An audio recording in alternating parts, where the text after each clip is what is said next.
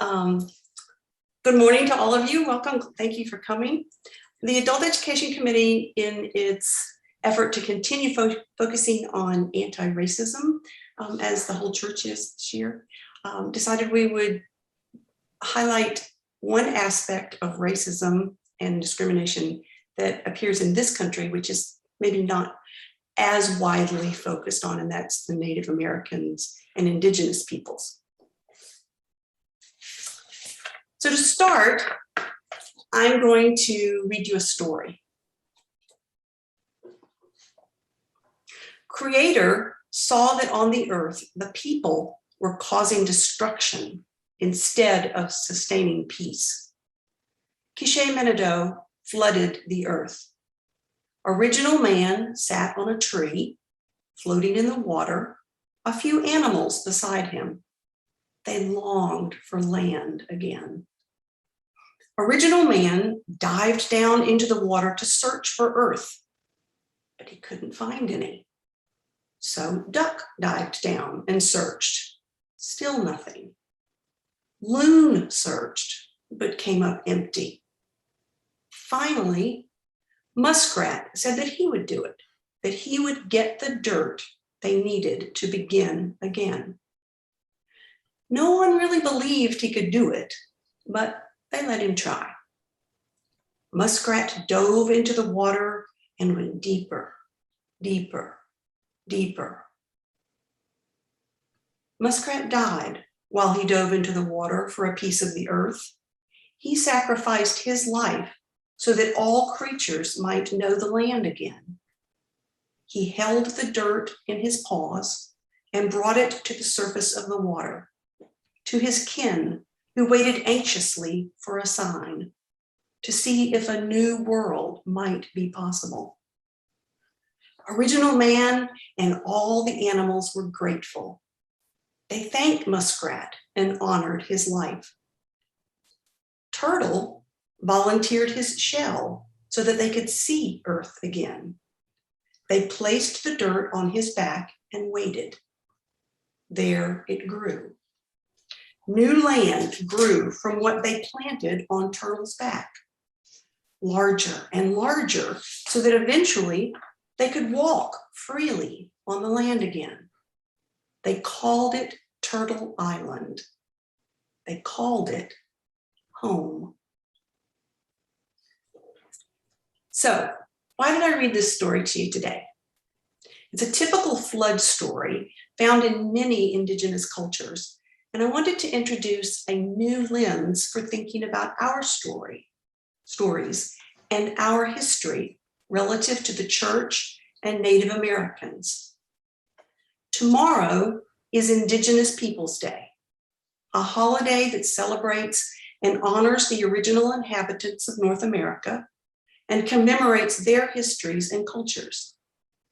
It is celebrated across the United States on the second Monday in October and is an official city and state holiday in various localities. It began as a counter celebration held on the same day as the US federal holiday of Columbus Day, which honors Italian explorer Christopher Columbus. Many people reject celebrating him, saying that he represents the violent history of colonization in the Western Hemisphere. Currently, 14 states and the District of Columbia celebrate Indigenous Peoples Day instead of Columbus Day. 2 states recognize both holidays.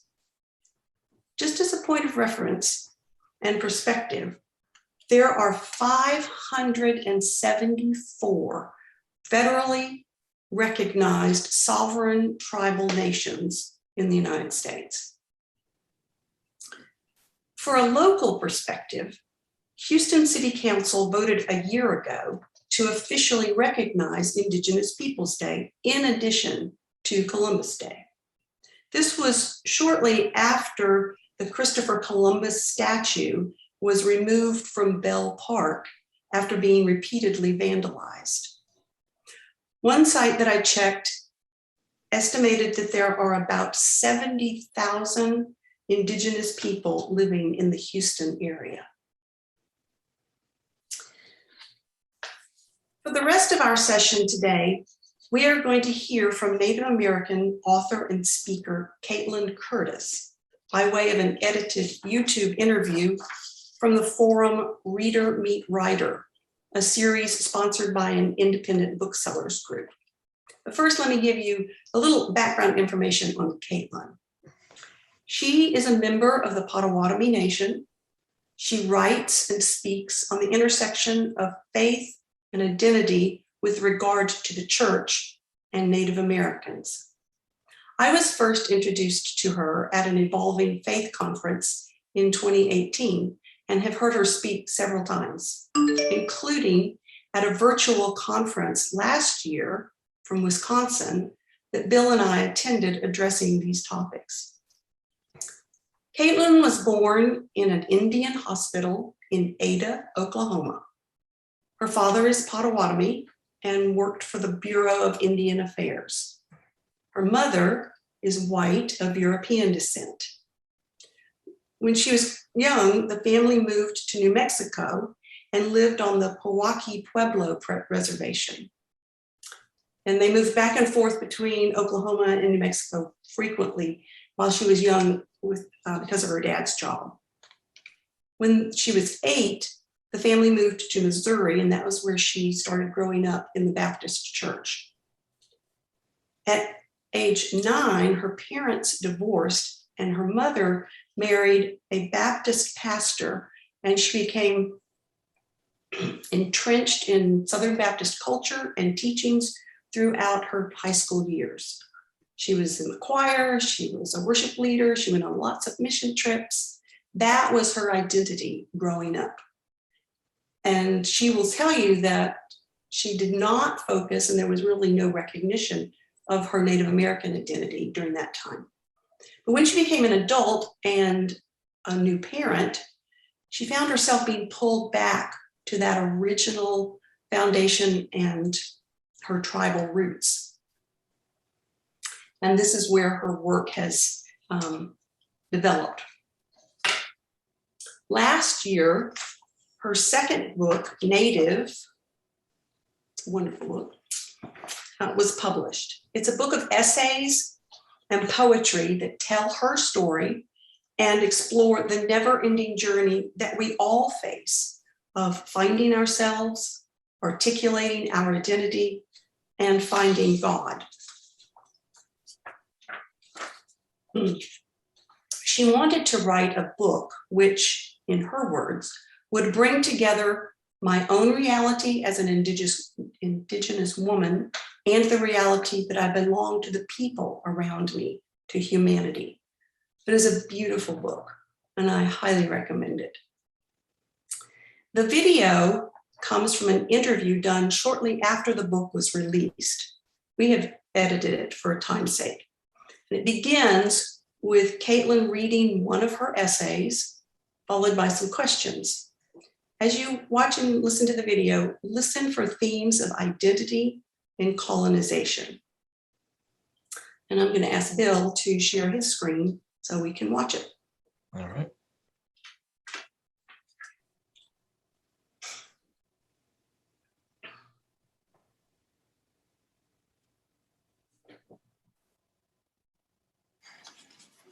If we are responsible to and for one another, that means we are called to ask questions and seek together, and to remain tethered all the while.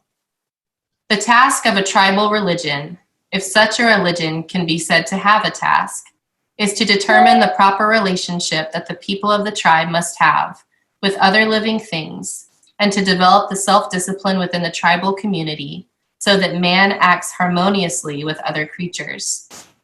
This statement from Vine Deloria Jr. in his book, God is Red, explains a great deal of the disconnect between indigenous belief and American Christianity as we see it today, and as we have seen it throughout history.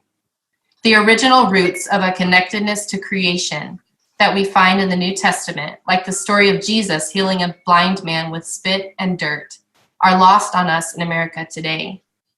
We baptize people by manipulating them into faith communities in warm water, in our sanctuaries because we do not understand that water is life, that she is our guide. We do not care for this earth. And so as the earth speaks to us with warning signs such as climate change, we do not know how to respond because we don't even see Mother Earth as a living, breathing being that we can learn from. Indigenous peoples are labeled idol worshipers and animists because we have an understanding with the earth and the creatures around us that much of the white Western church has lost. So how do non-Native people find a way to understand their roots, like the ways that St. Francis engaged with and honored and understood the creatures around him? The answer is in the way we choose to value and care for Mother Earth. And if we truly care for her, we will honor the creation stories of all cultures, and we will do the work necessary to change things, decentering white supremacy as a threat to sustainability along the way. My partner taught a Christian ethics class a few years ago at a small Christian college. And when they covered Genesis 1, a young man in the class commented that the main responsibility of people is to subdue the earth, as in overpower and control it by any means necessary. This kind of idea, formed in the belly of toxic masculinity, is passed down generation to generation by Christians who are power hungry, who take advantage of the land and carry on the legacy of their ancestors to take what is not freely given. This idea is what Western settler colonialism has given us. This is how we are disconnected from the voices of the trees and the air, of K'che Minado, the Great Spirit. May we return to our origin stories and remember. When I travel around the country to speak on my Potawatomi identity and how the church is complicit in so much of the struggle Native people have faced in the past and face today, I begin every talk with a land acknowledgement. Essentially, I am naming the traditional people of the land, the original inhabitants who in some cases are still inhabiting these spaces and are caring for the land. And if they have been forcefully removed from the land, I acknowledge that as well. I acknowledge the kindness of the land, the grace with which the land has always cared for us as human beings. Land acknowledgements are a way of looking back to remember and to grieve and to make room for difficult conversations that are still relevant today. In a way, they force us to look at the creation narratives we tell ourselves about this nation. A nation of pull yourself up by your bootstraps, but not a nation of acknowledging the resilience of Indigenous peoples. Land acknowledgements cannot be taken lightly, and they must be done in the right way. We know that if any practice becomes rote or is done improperly, it may risk losing its meaning. Because land acknowledgements have been common in Canada for a while, many Canadians are talking about whether such acknowledgements are helpful or necessary anymore. It may be that they are losing their meaning, or the idea of a settler naming the original peoples of a place without really honoring or learning about those peoples dilutes an important and necessary conversation. But in the US, because we hardly use land acknowledgements, we need to consider their importance in recovering a history that has been covered up. Every time I practice a land acknowledgement, I meet people who tell me they've never heard one before, that it moved them and that it challenged them. Every time I share the Native Land website on social media or tell people to visit the map and look up who originally inhabited the land they live on, people are amazed at what they find. It's not just knowing about the people who lived on and tended to this land, what we call Turtle Island, but it's about knowing our stories, our beliefs that education comes from the roots up. Our origin stories come from the land because she is our teacher. So our very connectedness to God, sacredness, mystery, and to our identity is in the land. Acknowledging our existence is acknowledging the existence of Mother Earth. In 2018, we left one part of Atlanta and moved a few miles across town to a new home. In the backyard of our old house was a pine tree that I visited often. I'd lay tobacco at the base of the trunk and pray, because this tree reminded me of my grandma Avis. For some reason, an ancestor visited me at this tree when the wind shook her branches with kind laughter, dropping pine cones on my head. I would dodge them, smiling, remembering that I am not alone. The day we moved, I went to the backyard straight to that tree.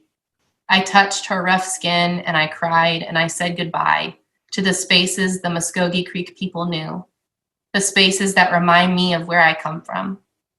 I said goodbye, and when we arrived at our new home, I quietly walked along the backyard, listening to what our new kin might have to say.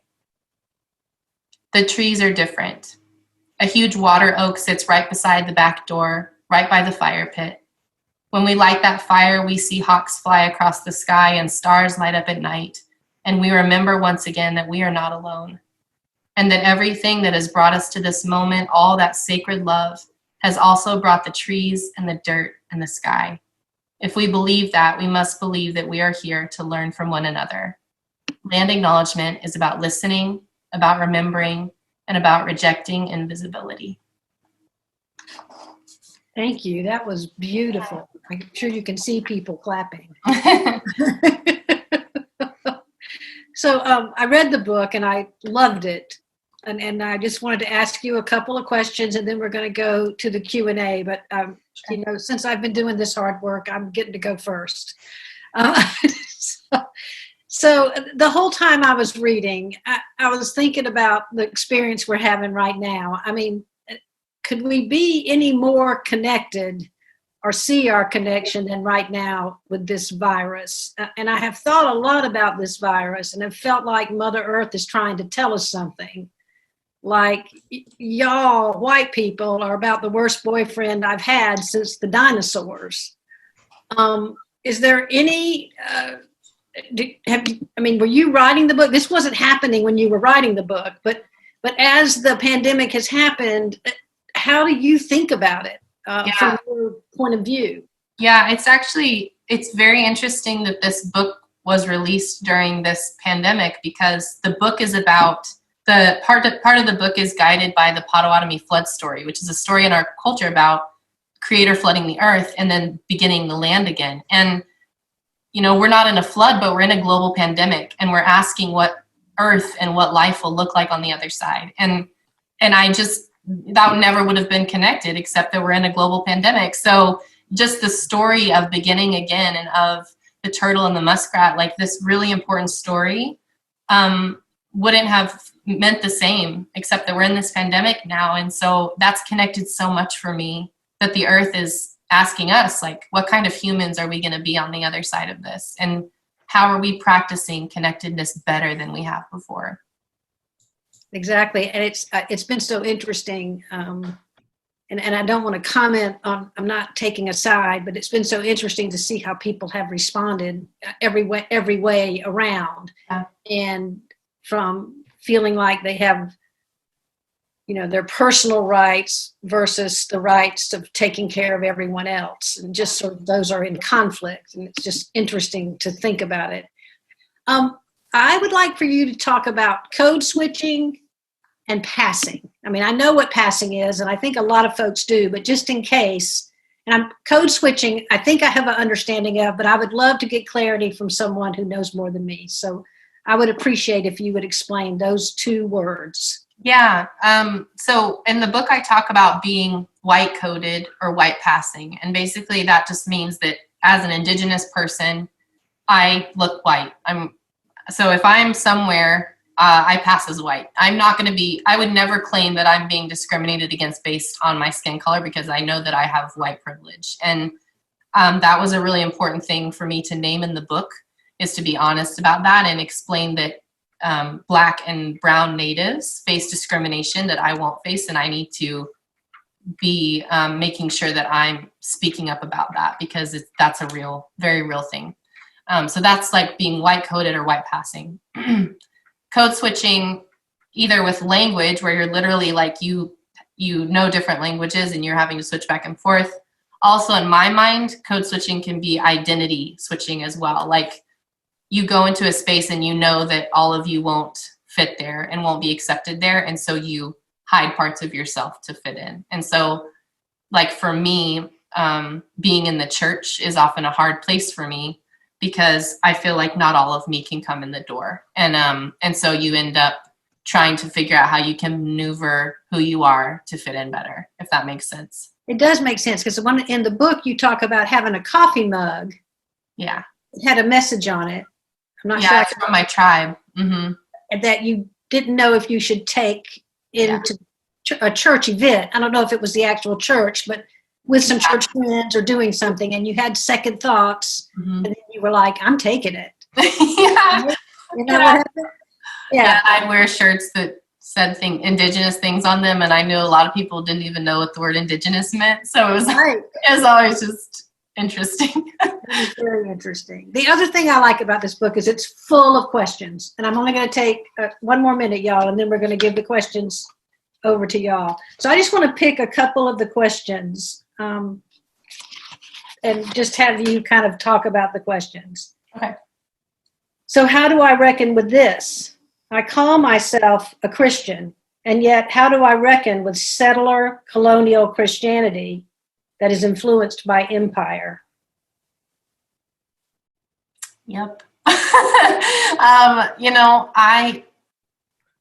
It's very tricky to be indigenous and have ties to Christianity, and I'm well aware of that. And the reality is, if you grow up with a certain faith, it's hard to just like turn it off and be done with it. And so there is this journey that I'm on, at least right now, to ask, like, can Christianity look different than what it has? Like, can I decolonize this faith? And the honest answer is I don't know. At the end of the day, I'm not sure, but it's the journey I'm on right now. And I think it's the journey a lot of people are on, is asking, can we separate out those bits of Christianity that are so muddied up with empire and colonialism? Like, can that be separated out? And I wanted to ask that of the reader, can we do this? Is it possible? I'm not sure. I don't have the answer. I just want to ask the question. And is it only tricky in one direction for you? Is there any in the Native community? Are they troubled by your Christianity? I mean, yeah, so a lot of Natives understandably don't want anything to do with Christianity, and I completely respect that. And so I know, and I'm kind of on the periphery of Christianity, so a lot of Christians aren't comfortable with me. So I live in this weird liminal space where I know that I make some people uncomfortable, and that's just the conversation that we have to have, So well, you make me very comfortable. I just want to say that. Linda Marie, I think we're ready for some questions. If you'll unmute yourself and take the first question from the crowd, I'd appreciate it. All right. Where did the Potawatomi Nation originate?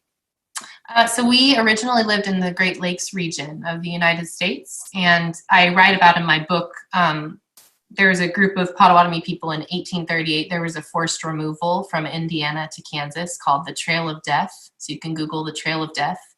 And I talk about this in my book. There was this forced removal of a group of us to Kansas, and we lived there. We were forced there, lived there, and then some of us moved to Oklahoma, which is where I was born. So my band of the Potawatomi are in Oklahoma, but there are still Potawatomi people, Anishinaabe people in the Great Lakes region as well. We're kind of spread out. How is the spiritual part of your people similar to the Cherokee people who were removed to Oklahoma as well via the Trail of Tears? So I mentioned the Trail of Death removal, and I think that what's most important, in understanding that is that the government has tried time and again and still continues to try to remove us from our land, and that is an act of oppression because we are tied to our languages and tied to our land. When boarding schools, so there were Native boarding schools as a part of our history that we don't talk about very often. Boarding schools, working hand in hand, the government and the church trying to assimilate and cut out all the parts of our culture as they possibly could, was a way to continue to push us further and further away from who we were, in hopes that we would deny that or forget it or be wiped out in that case.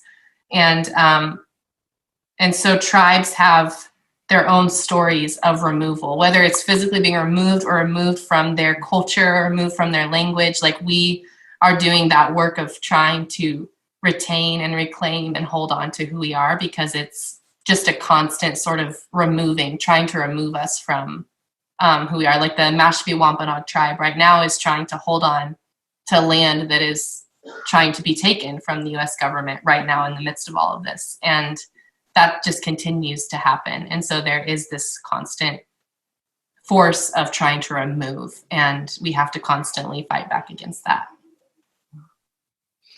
How can we work on decolonizing our spaces? Yeah. The first thing that I think is really important is that decolonizing is a journey. Like, it's not like we flip on a switch and we're decolonized and that's great, we did it. I think that it's a lifelong journey, no matter how old you are, no matter who you are. I never want to give the impression that like once we start, we're good, This is something we're always going to be learning and trying to figure out. But I think starting from the knowledge of specifically in America, like where we started from, we've been educated to have certain beliefs about this nation and about Indigenous people and about other people of color, like we've been told a certain narrative, and challenging those narratives, starting there, I think allows us to then begin to ask, okay, so what about my spaces or the institutions I'm in or the way I speak about certain people?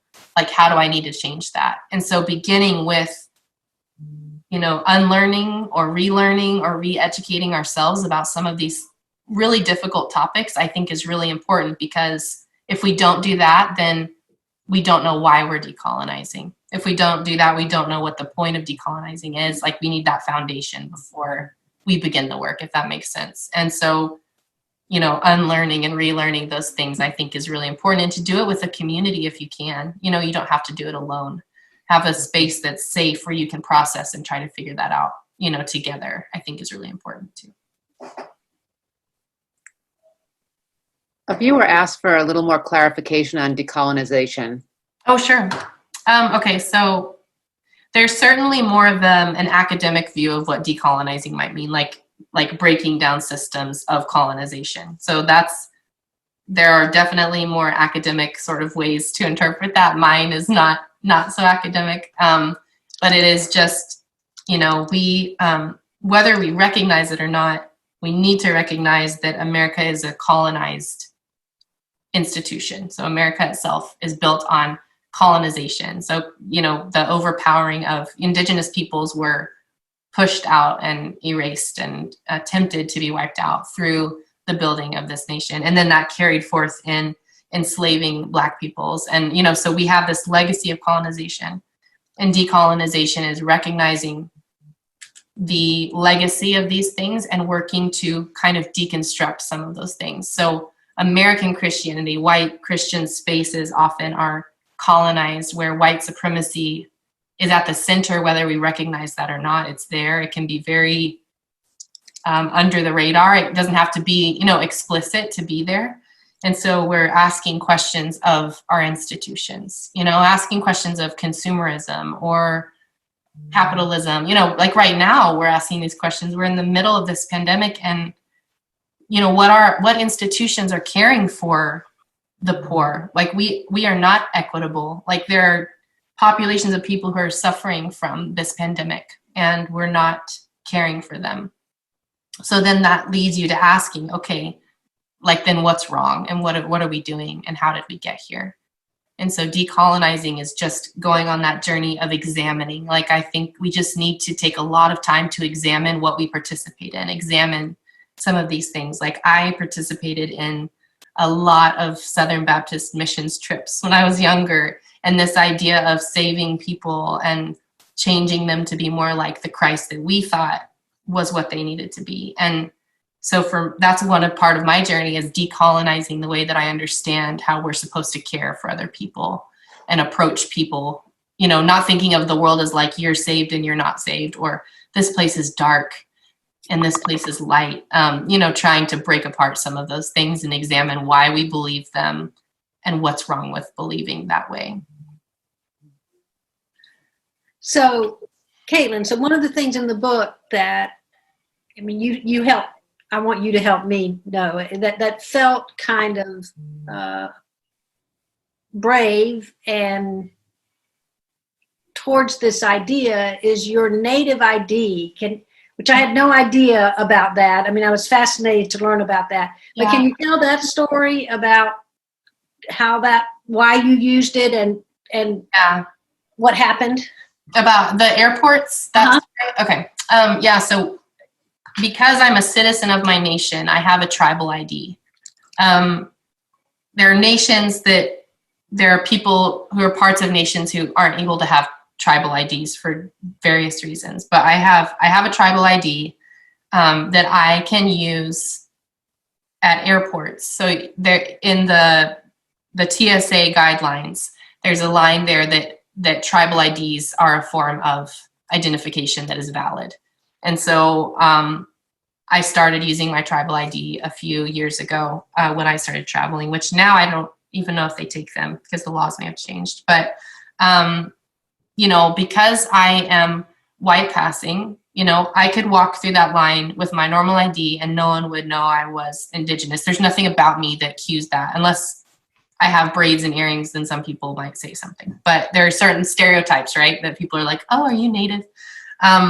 But I started using my ID and it was really difficult because as soon as you hand them that, it changes the way people think of you automatically. Like you can see the stereotypes just like filtering through their brains. And it didn't matter what city I was in. I've had maybe 2 or 3 positive experiences where someone was like, that's so awesome that you're Indigenous.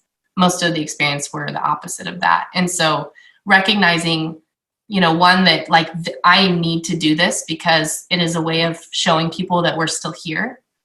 And 2, doing it because I am white passing. Like I know that my friends who are Black and brown natives who use their IDs are going to be treated far worse than I am. And recognizing their stories and the things that they have gone through just to get through TSA.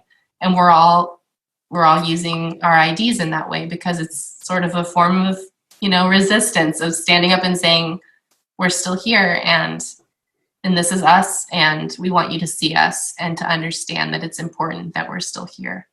But it's very, like I write about how I start sweating as soon as I get in the line because I don't like confrontation.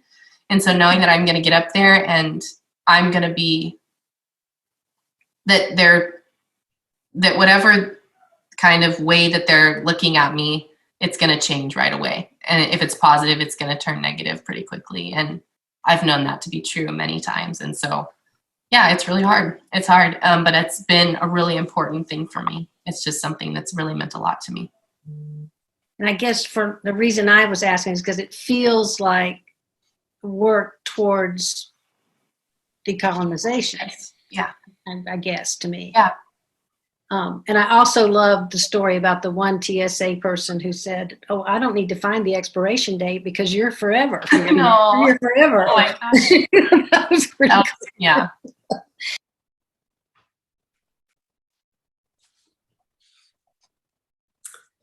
All right. So where does that leave us? And where do we go from here? I'd like to close by reading a paragraph from Caitlin's book and then giving you a suggestion of something you can do at home.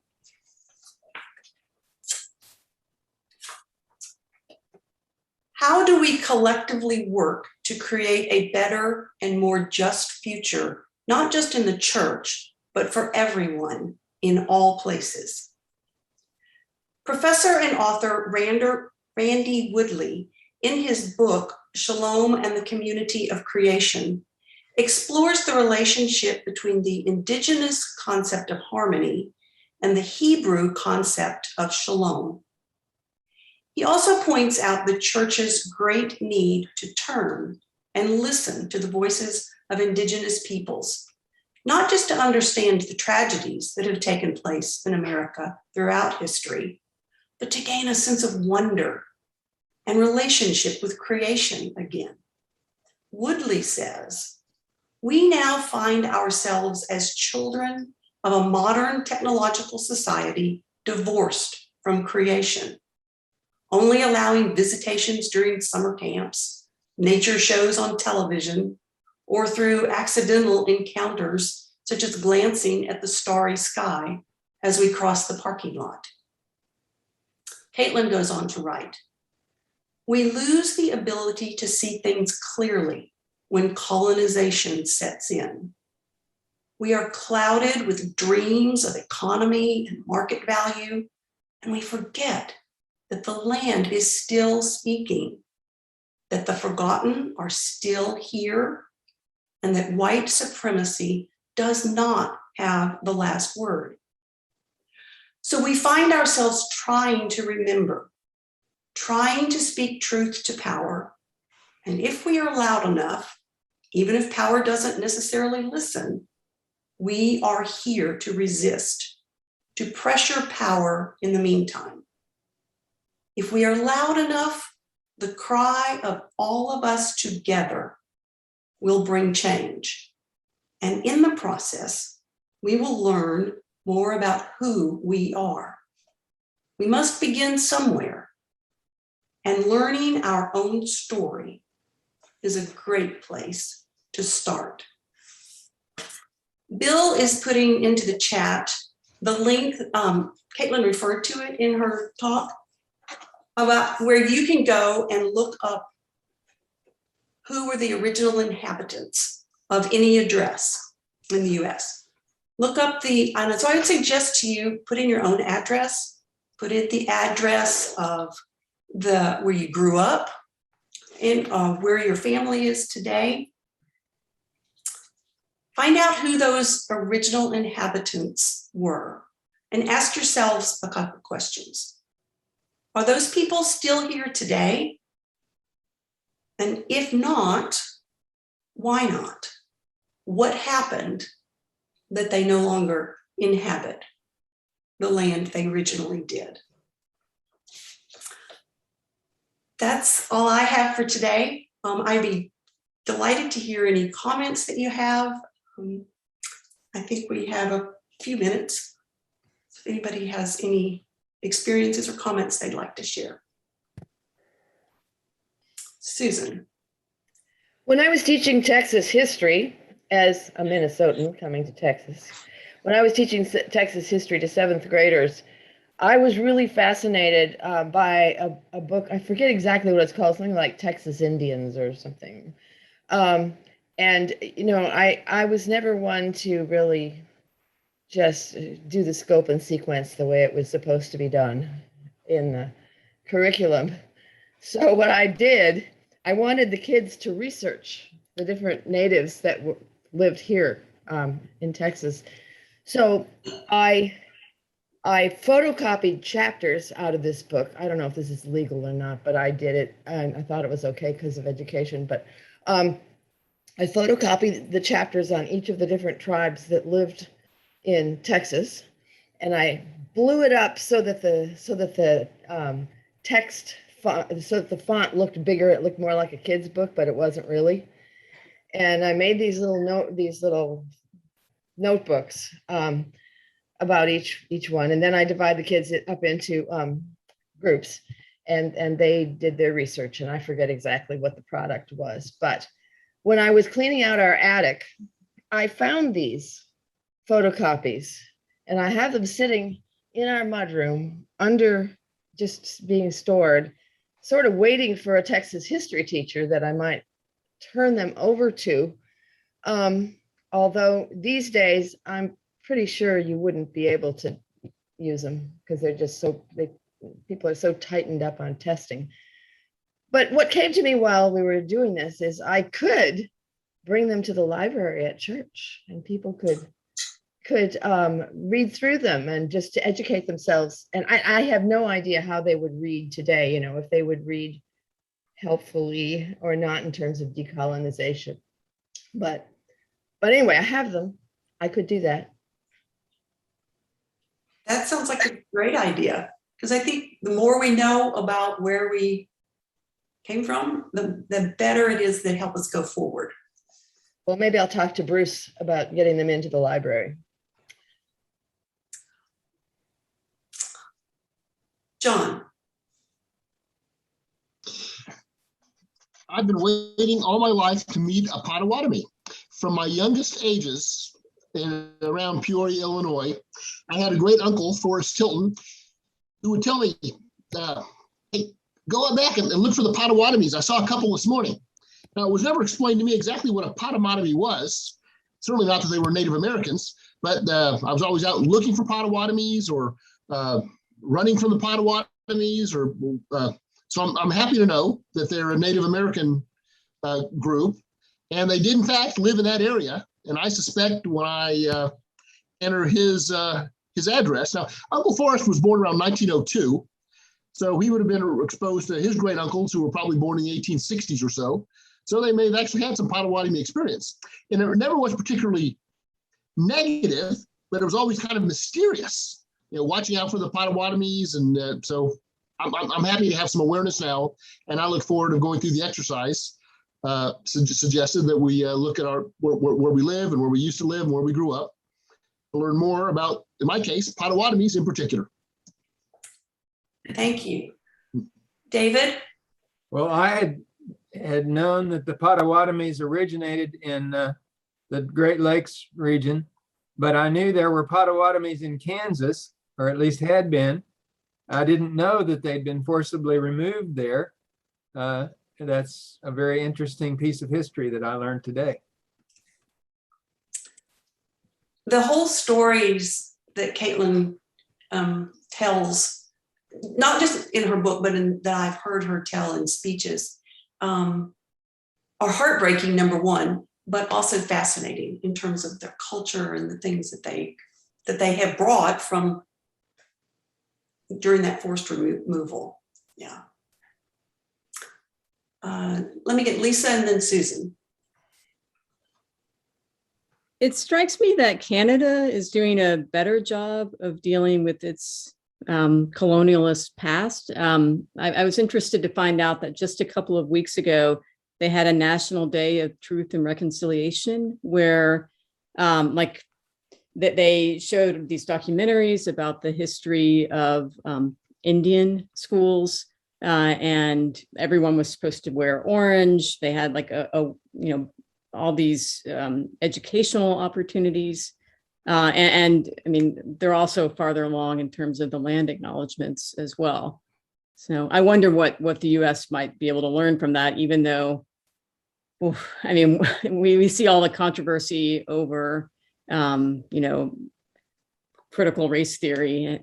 I mean, but these conversations need to happen, I think. I agree. One of the disappointing things when I was just trying to find some background information, it's great that the city council voted a year ago to recognize Indigenous Peoples Day, but I looked and could not find any specific celebrations or events that are happening like tomorrow in our city. There were references to something that might happen in November up at Trader Village, but I was thinking we have work to do to bring it more and more to people's consciousness. Susan. Yeah, I just was wanting to know the name of her book. I'm wondering if that could be put in the chat. Oh, sure. The name of the book is Native. I'll put that in.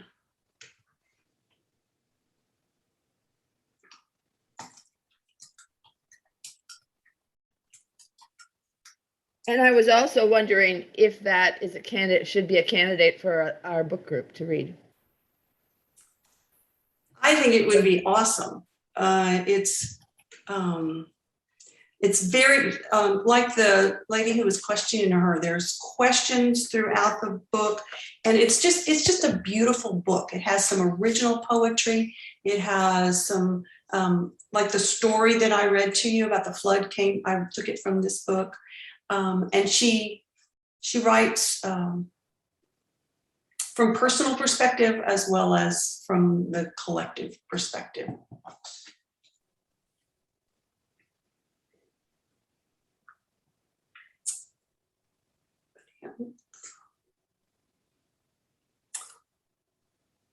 Well, that looks like it wraps it up for today. Thank you all so much for being here. And I look forward to seeing some of you at church.